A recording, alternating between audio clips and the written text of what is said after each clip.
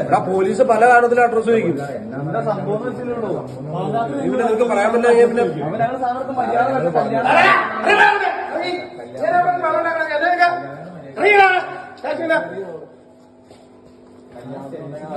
കല്യാണത്തിന് കാഴ്ചയായിരുന്നു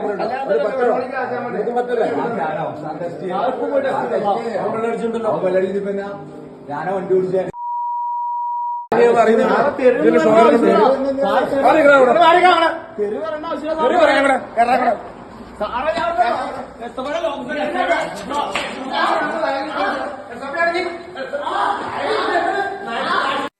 വിപിൻ ടോക്കിലേക്ക് ഏവർക്കും സ്വാഗതം. അപ്പൊ നമ്മളിന്ന് ഇവിടെ സംസാരിക്കാൻ പോകുന്നത് കോതമംഗലത്ത് കുറച്ച് ഒരു പറ്റം വിദ്യാർത്ഥികളെ, അത് SFI പ്രവർത്തകരെ പോലീസ് മർദ്ദിക്കുന്ന ഒരു വീഡിയോ നമ്മൾ കാണാനിടയായി. ഇങ്ങനെ അതിന്റെ മീഡിയ വണ്ണിലൂടെയാണ് നമ്മളത് കാണുന്നത്. അപ്പോ അത് എത്രത്തോളം ബീബൽസ് ആണ് നമ്മൾ കണ്ടാൽ തന്നെ നമുക്കറിയാൻ പറ്റും. എന്താ പറയുക, നമ്മളെ കേരളത്തിലെന്നല്ല ഇന്ത്യയിലെ തന്നെ ഈ പോലീസിങ് സമ്പ്രദായം കുറച്ചുകൂടി ഒന്ന് മാറേണ്ടതുണ്ട്. എന്താ പറയുക, ഏതൊരാൾക്കും പോലീസ് സ്റ്റേഷനിലേക്ക് കയറി ചെല്ലാനും അത് ജനമൈത്രി എന്ന് പറഞ്ഞിട്ട് കാര്യമില്ല, ജനങ്ങൾക്ക് വേണ്ടിയിട്ടാവണം. എന്താ പറയുക, നമുക്ക് വേണ്ടിയിട്ടാണ് പോലീസ് ഇവിടെ, നമ്മളെ സുരക്ഷിതത്തിന് വേണ്ടിയിട്ടാണ് പോലീസ് സേന. നമ്മളൊക്കെ ടാക്സ് പോയിട്ടാണ് ഇവർക്ക് സാലറി ആയിട്ടും ശമ്പളമായിട്ട് കിട്ടുന്നത്.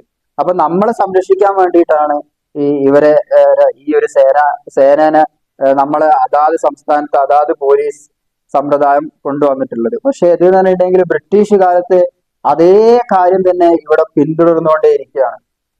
എന്താ പറയുക, നമ്മൾ പല രാജ്യത്തും, ഞാനിപ്പോ പറഞ്ഞിട്ടുണ്ടെങ്കിൽ പല രാജ്യത്ത് പോയിട്ടു ആ പോലീസിങ്ങിൻ്റെ നമുക്ക് കണ്ടിട്ടുണ്ട്. അവരെ നമ്മൾ അങ്ങോട്ട് ബഹുമാനിച്ചു പോകും. എന്താ പറഞ്ഞാൽ അത്രയ്ക്കും അവരോട് എന്തെങ്കിലും സംസാരിക്കാനായിട്ട് നമ്മൾ കൊതിച്ചു പോകും. അത്തരത്തിലുള്ള പോലീസിങ് സമ്പ്രദായമുള്ള ഒരുപാട് സ്ഥലങ്ങളുണ്ട്.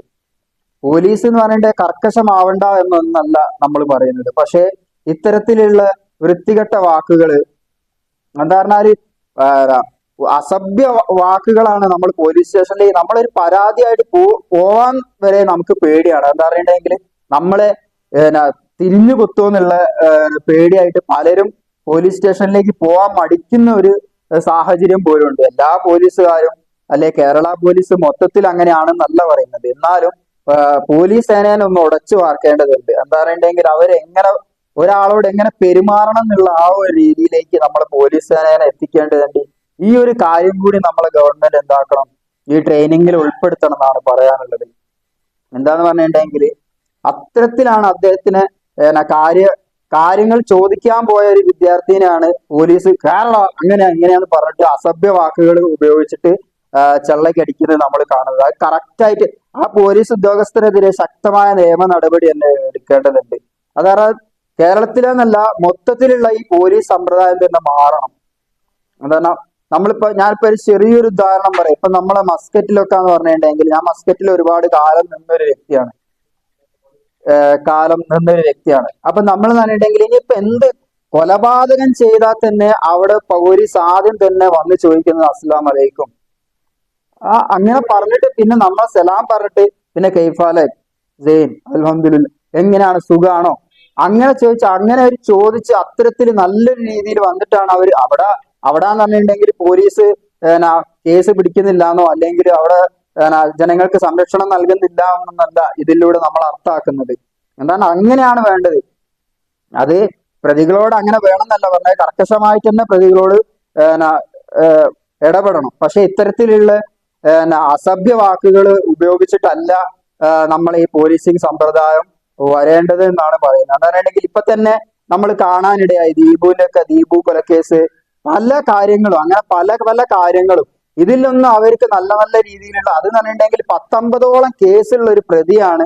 അത്രയും വലിയൊരു ക്രിമിനലാണ് പുറത്തിറങ്ങി നല്ല രീതിയിൽ സാപ്പാടും കഴിച്ച്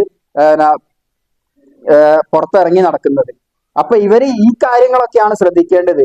അതേപോലെ തന്നെ ഇപ്പൊ ഉള്ളതെന്ന് പറഞ്ഞിട്ടുണ്ടെങ്കിൽ യുവാക്കള് യുവതികള് ഒക്കെ തന്നെ വഴിവിട്ട രീതിയിലേക്കാണ്, രാസലഹരിയുടെ നീരാളിപ്പിടുത്തത്തിലാണ് കേരളം ഉള്ളത്. അപ്പൊ ഇത്തരത്തിലുള്ള നല്ല നല്ല എത്ര കാര്യങ്ങളുണ്ട്.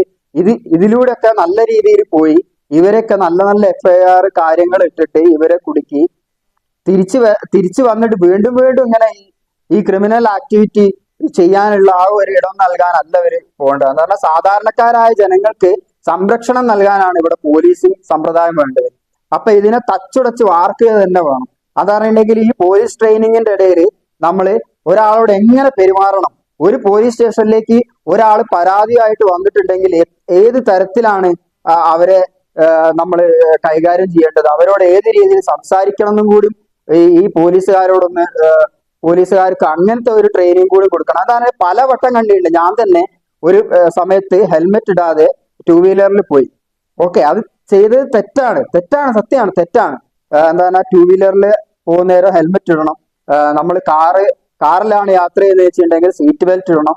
അങ്ങനെ എല്ലാം നിയമപരമായിട്ട് തന്നെ നമ്മൾ പോകണം. നിയമപരമായിട്ട് പോയിട്ടില്ലെങ്കിൽ നമ്മളോട് തട്ടിക്കേറുകയും അസഭ്യവർഷങ്ങൾ പറയുകയും ചെയ്യുന്നതല്ല പോലീസിംഗ് സമ്പ്രദായം എന്നുള്ളത് പഠിപ്പിച്ചു കൊടുക്കാൻ നമ്മൾ ആഭ്യന്തര വകുപ്പിന് കഴിയണം.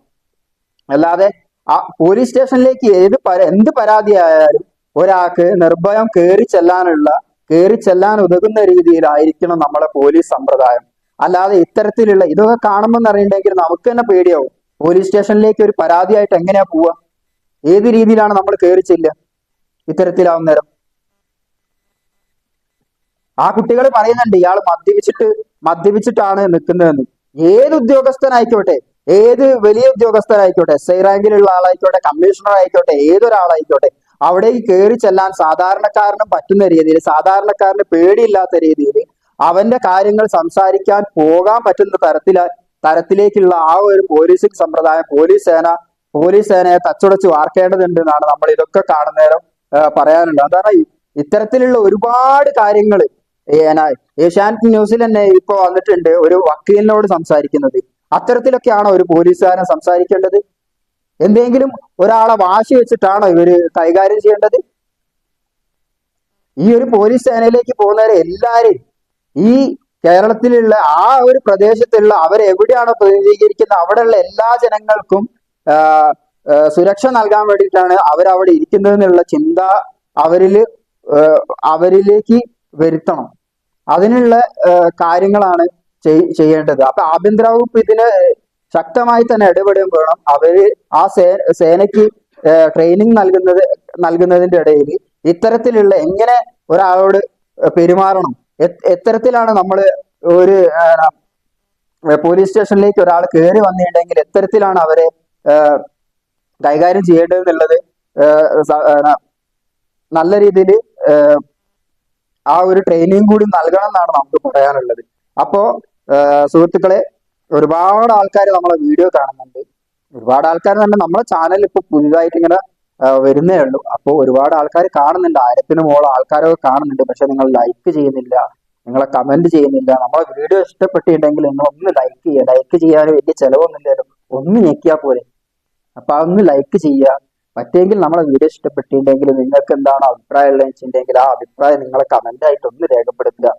പിന്നെ നമ്മളെ ചാനൽ ഒന്ന് സപ്പോർട്ട് ചെയ്യുക, ഒന്ന് സബ്സ്ക്രൈബ് ബട്ടണിൽ അമർത്തിയിട്ട് നമ്മളെ ചാനൽ ഒന്ന് സപ്പോർട്ട് ചെയ്യുക.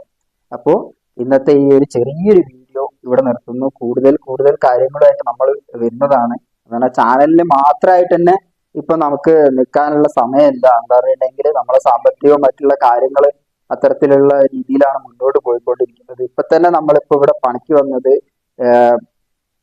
കൊടകിലാണ്. അപ്പൊ കൊടകിൽ നിന്നാണ് ഈ വീഡിയോ എടുത്തിരുന്നത്. കാരണം ദിവസം ഓരോ വീഡിയോ തന്നെയെങ്കിലും യൂട്യൂബിൽ ഇടണം എന്നുള്ള ആഗ്രഹം കൊണ്ടാണ് ഓരോ വീഡിയോ നമ്മൾ ഇടുന്നത്.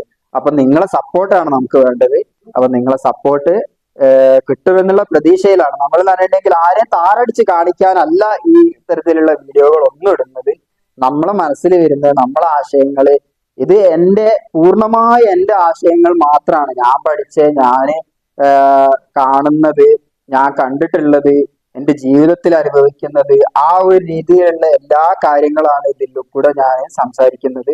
അപ്പൊ നിങ്ങൾക്ക് ഇഷ്ടപ്പെട്ടിട്ടുണ്ടെങ്കിൽ പ്ലീസ് ദയവ് ചെയ്ത് നമ്മളെ ചാനലിൽ ലൈക്കും കമന്റും ഷെയറും ചെയ്യുക. പിന്നെ നിങ്ങളുടെ വിലയേറിയ അഭിപ്രായങ്ങൾ രേഖപ്പെടുത്തുകയും ചെയ്യുക. ഓക്കെ, അപ്പോ നല്ലൊരു ദിവസം ആശംസിച്ചുകൊണ്ട് നിർത്തട്ടെ. നിങ്ങളുടെ സ്വന്തം വിപിൻ.